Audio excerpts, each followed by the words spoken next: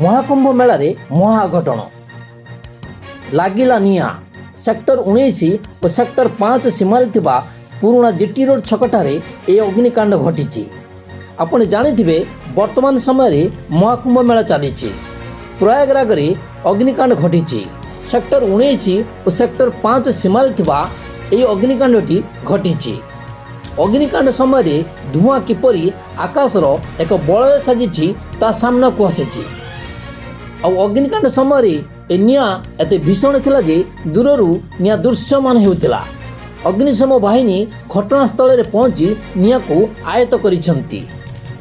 एही अग्निकांड जोगु कुंभ पाखरे थिबा तंबू मध्य क्षतिग्रस्त हेबा सह टेंट रे रखाइतवा सिलिंडर गुड़िक क्रमागत भावे विस्फोरण हेउछि। सूचना अनुसार 20 रु 25 तंबू जली जाइछि। आखड़ा गुड़िकर निकट रास्तार लुआपोल तले ए अग्निकांड घटी।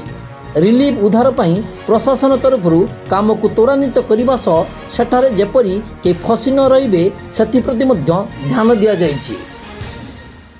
सर्वशेष सूचना अनुसार महाकुंभरे लागिथिबा निया को नियंत्रण करा जाइछि।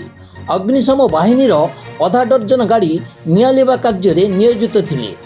सेक्टर 19 और सेक्टर 5 सीमार पुराणा जीटी रोड छक निकट में ए अग्निकांड घटी।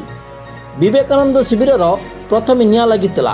तेबे ए घटना रे केही मृताहत होइतिबा सूचना एपर्यंत हस्तगत होई नाही। The report 3KYT।